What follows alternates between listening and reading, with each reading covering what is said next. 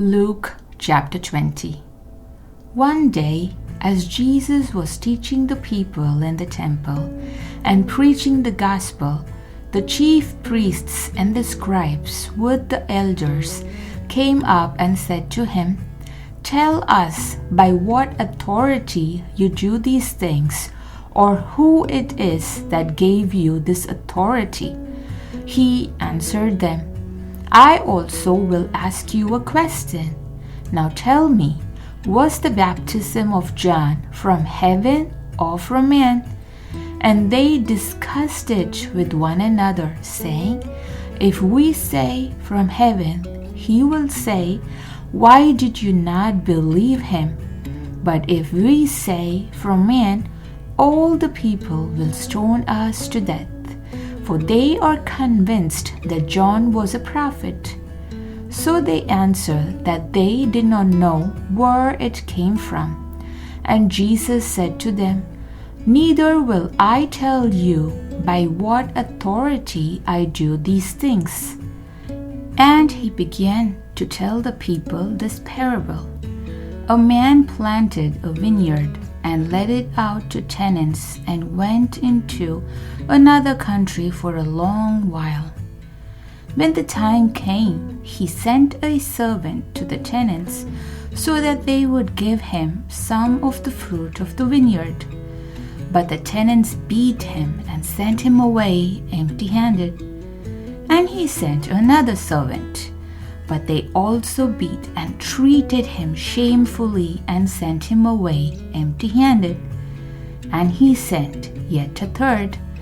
This one also they wounded and cast out. Then the owner of the vineyard said, "What shall I do? I will send my beloved son. Perhaps they will respect him." But when the tenants saw him, they said to themselves, "This is the heir. Let us kill him so that the inheritance may be ours." And they threw him out of the vineyard and killed him. What then will the owner of the vineyard do to them? He will come and destroy those tenants and give the vineyard to others. When they heard this, they said, "Surely not." But he looked directly at them and said, "What then is this that is written? The stone that the builders rejected has become the cornerstone. Everyone who falls on that stone will be broken to pieces, and when it falls on anyone, it will crush him." The scribes and the chief priests sought to lay hands on him at that very hour, for they perceived that he had told this parable against them, but they feared the people. So they watched him and sent spies who pretended to be sincere, that they might catch him in something he said, so as to deliver him up to the authority and jurisdiction of the governor. So they asked him, "Teacher, we know that you speak and teach rightly and show no partiality, but truly teach the way of God. Is it lawful for us to give tribute to Caesar or not?" But he perceived their craftiness and said to them, "Show me a denarius. Whose likeness and inscription does it have?" They said, "Caesar's." He said to them, "Then render to Caesar the things that are Caesar's, and to God the things that are God's." And they were not able in the presence of the people to catch him in what he said, but marveling at his answer, they became silent. There came to him some Sadducees, those who deny that there is a resurrection, and they asked him a question, saying, "Teacher, Moses wrote for us that if a man's brother dies, having a wife but no children, the man must take the widow and raise up offspring for his brother. Now there were 7 brothers.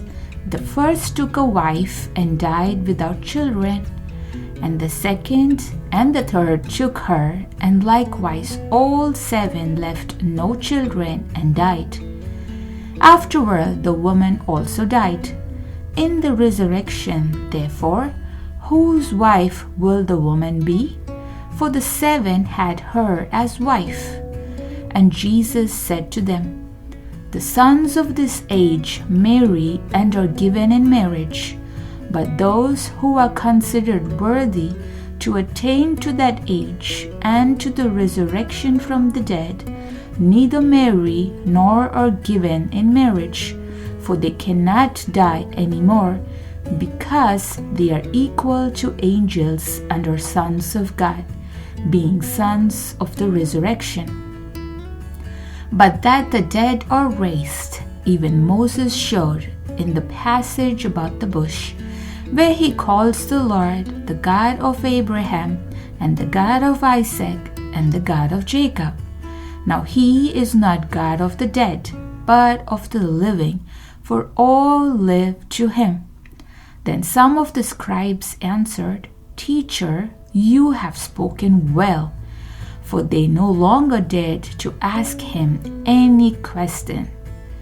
But he said to them, How can they say that the Christ is David's son?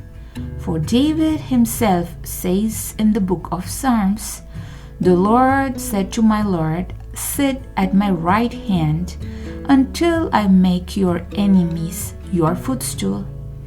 David thus calls him Lord. So how is he his son?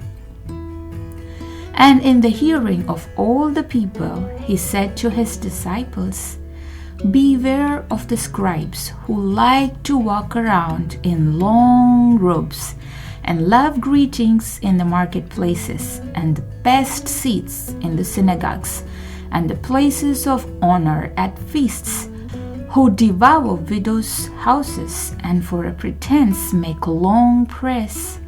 They will receive the greater condemnation. Amen.